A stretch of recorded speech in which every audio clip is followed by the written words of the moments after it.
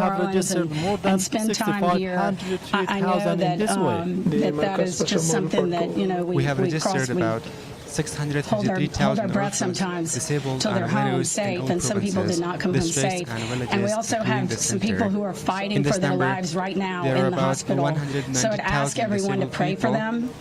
They need our support and they need our prayers. This was a heinous act, a heinous cowardly act, and we will find them and we will bring them to justice.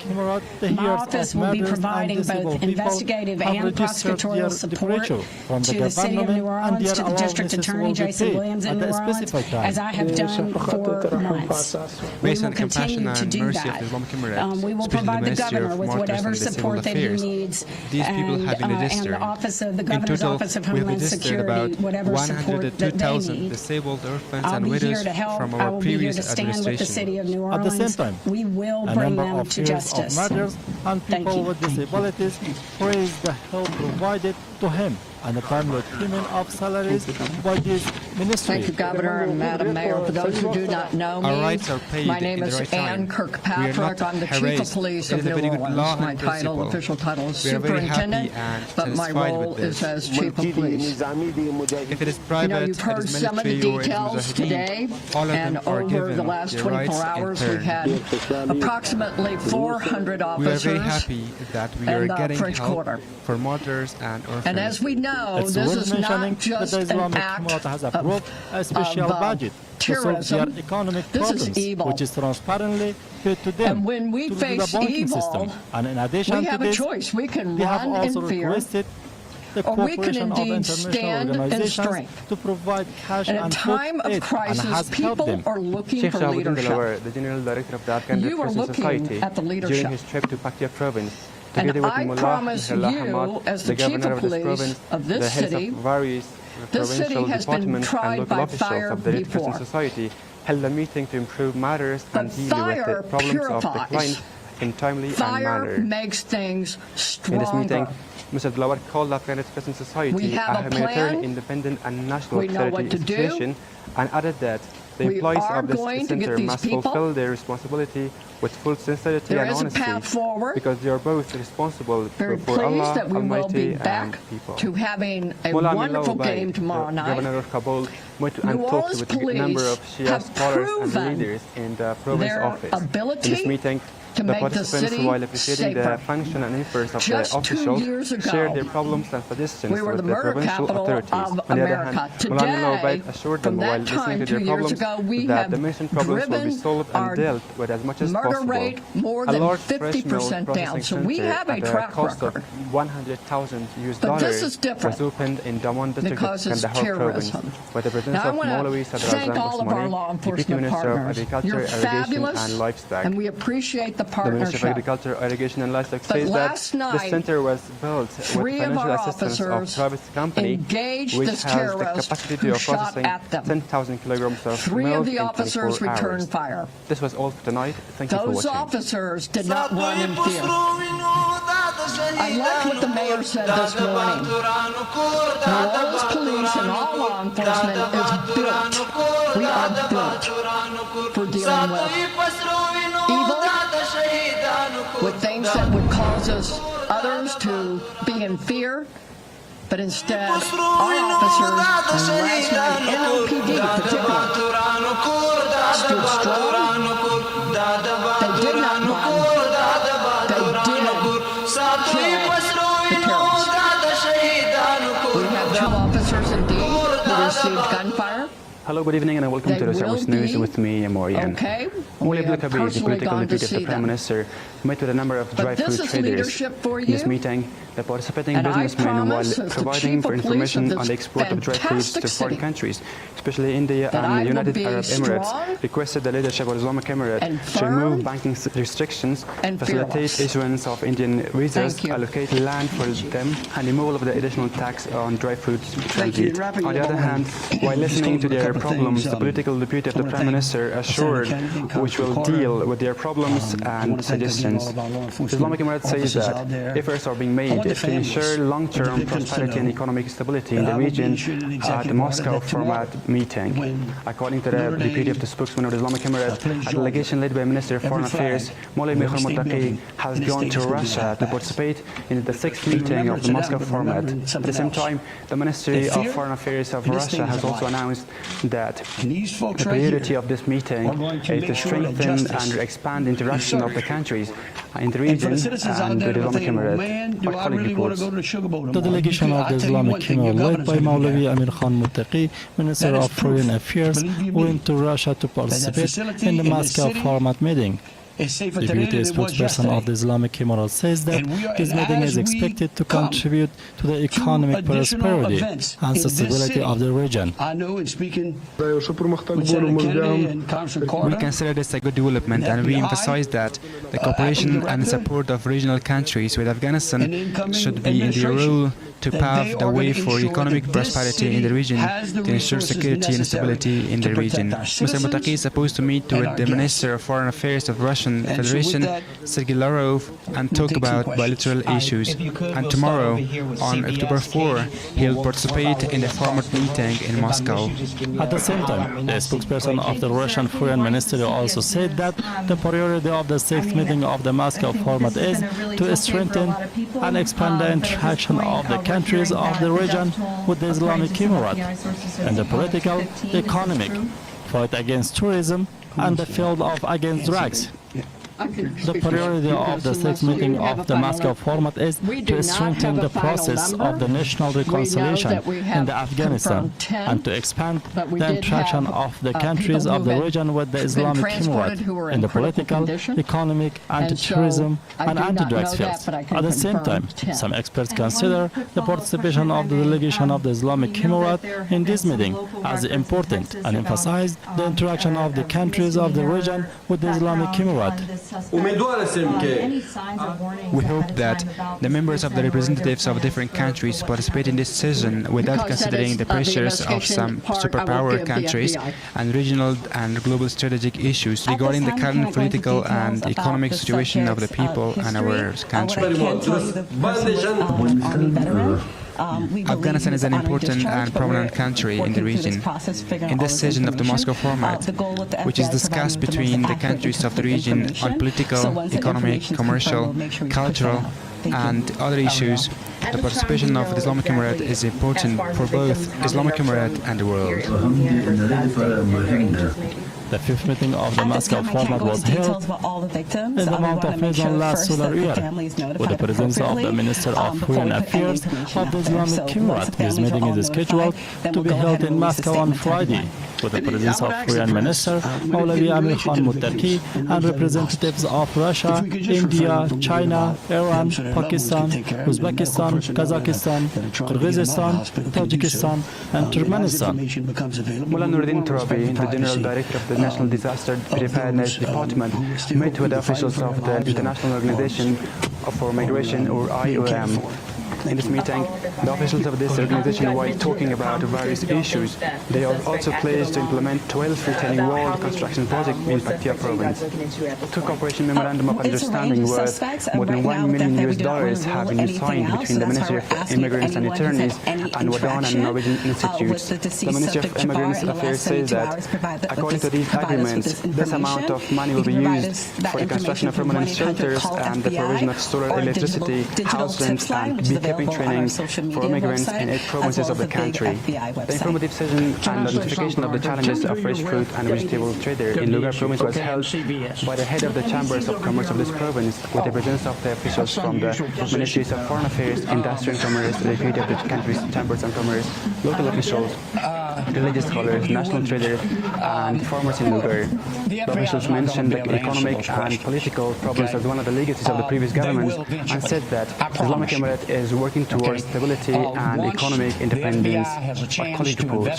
This hearing session that was held by the local chambers of commerce, in which deputy ministers, local officials, religious scholars, national businessmen, and farmers participated. In this session, the local officials of Lugar informed neighboring countries about the export of 150 tons of fresh fruits and vegetables produced from this province, and called the lack of proper marketing and standard cold storage facilities as one of the serious problems of farmers in this province. Our demand from the traders says that, for the sake of Lugar farmers, if the seeds are good, it means they are good for the protection of agriculture and these greenhouses. Our demand from the central government is to build a factory for the deprived people by the organizations or by itself. Also, the Deputy Ministry of Industry and Commerce says that the officials of the Islamic Emirate consider the independence, economic stability, and progress of the country as one of their work priorities and are working in this direction. The elders of the Islamic Emirate are fully committed to the stability, security, independence and self-sufficiency of Afghanistan. And most importantly, this independence is a priority for the elders of the Islamic Emirate. At the same time, a political deputy of the Ministry of Foreign Affairs of the country, called the economic and political problems one of the legacies left by the previous governments, and says that good progress has been made with the limited resources of the country's internal revenues. If you give money to the government, by whatever name you name it, it will not go to waste. It will be used by these people in the development of the country. This hearing meeting and identification of the challenges of fresh fruit and vegetable traders of Lugar was held in this province, while 80% of the people of this province are engaged in agriculture. The Afghan Red Crescent Society says that a special committee was appointed in a joint coordination meeting between Sheikh Shaban Delaware, the head of the institution, and the central leaders, with the aim of reclaiming the usurped lands of the Afghan Red Crescent Society. In this meeting, Mr. Delaware emphasized on the regulation of income from real estate, provision of equipment needed by the employees of this institution, and development of humanitarian services to citizens.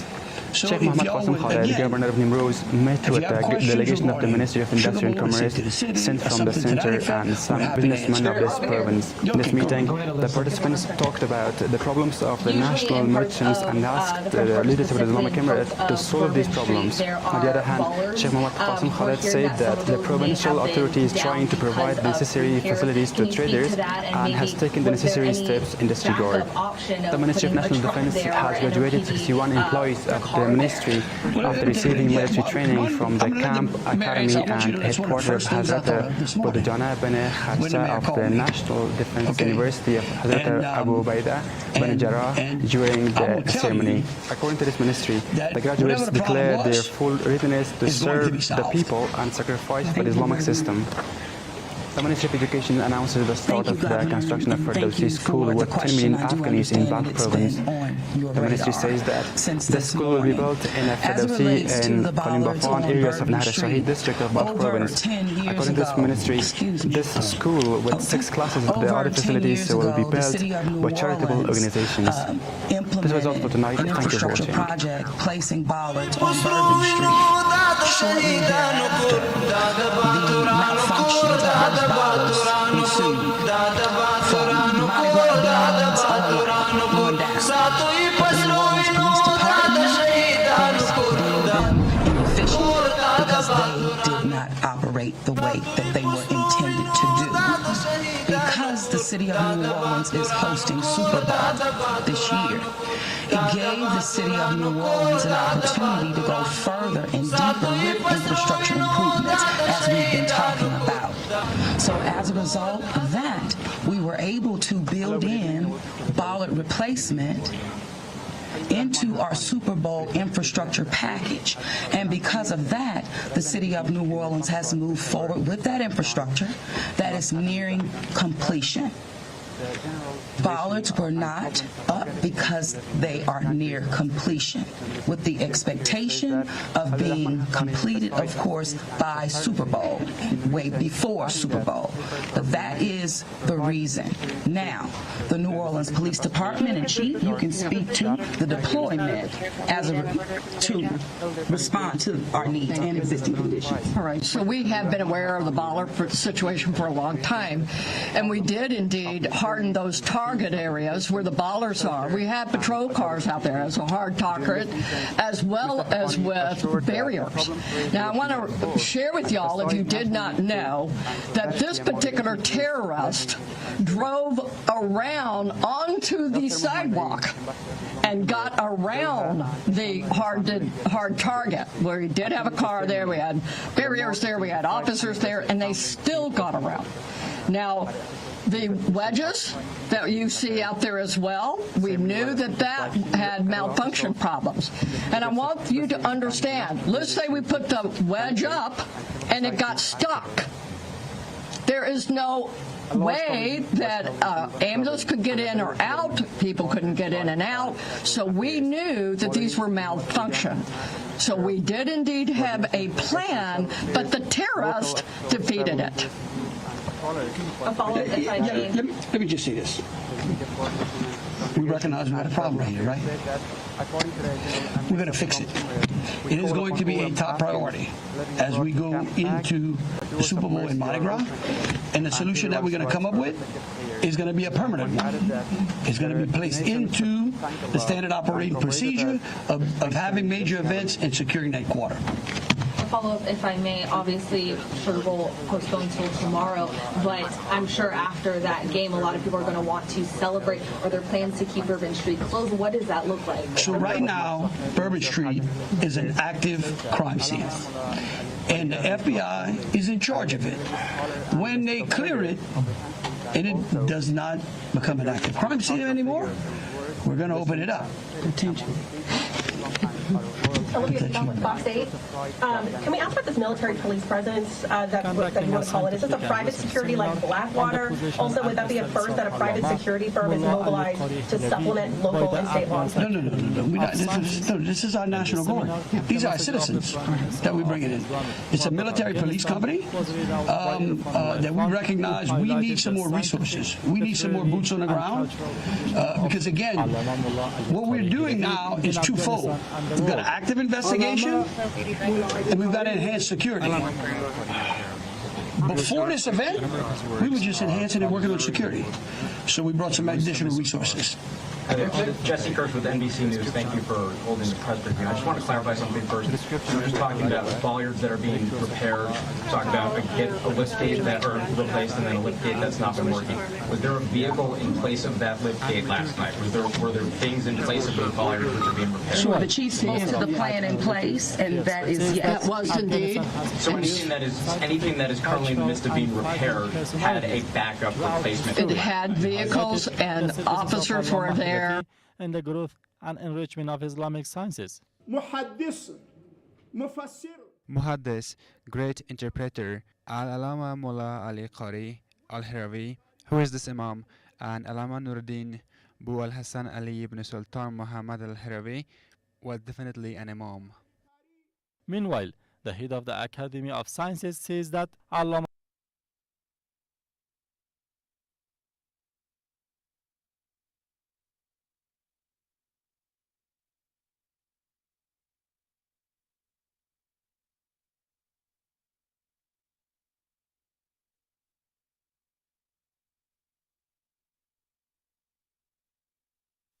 Right. Those are the 2 quick ones.